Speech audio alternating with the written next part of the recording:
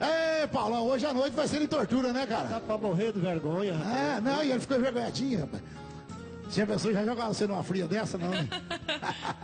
Coitado, ele ficou mais vermelho que minha camisa aqui. Ah, nem dou conta você não. Manda uma noite de tortura pra ele, então. Vamos lá, senhor. Aô, flagelo!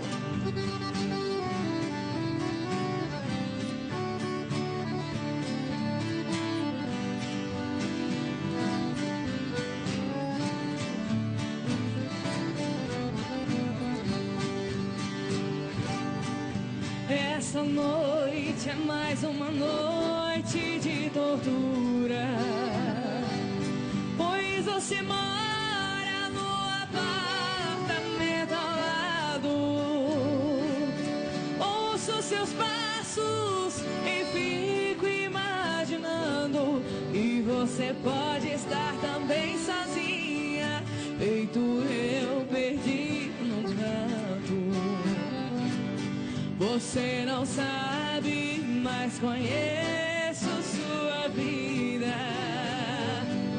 Eu sei de tudo que acontece em sua casa. Eu sei a hora que você abre o chuveiro e até parece que esquenta o seu cheiro e um desejo se aposta de mim. Segura assim, ó.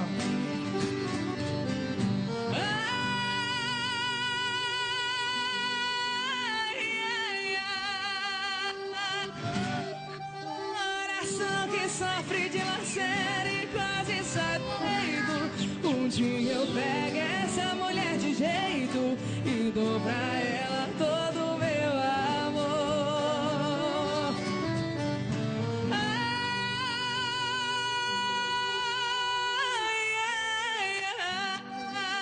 Ai, sofro e choro, mas não me arrependo do que faço agora, pois sei que um dia vai chegar a hora que nos meus braços você vai dormir.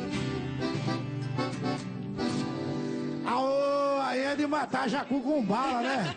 O cara já tá no buraco ali, ó, pedindo pra alguém arrancar ele do buraco. Quando vem, passa pimenta nos olhos, né? Que é vagabundo. Só modo ver o grito, né? É bom, não é? É bom, deve ser. Ô, eu já volto com mais revista sertaneja. Grande Paulo. Tá bom, né, Paulo? Não vai dar The House de Spancation nada aí não, né?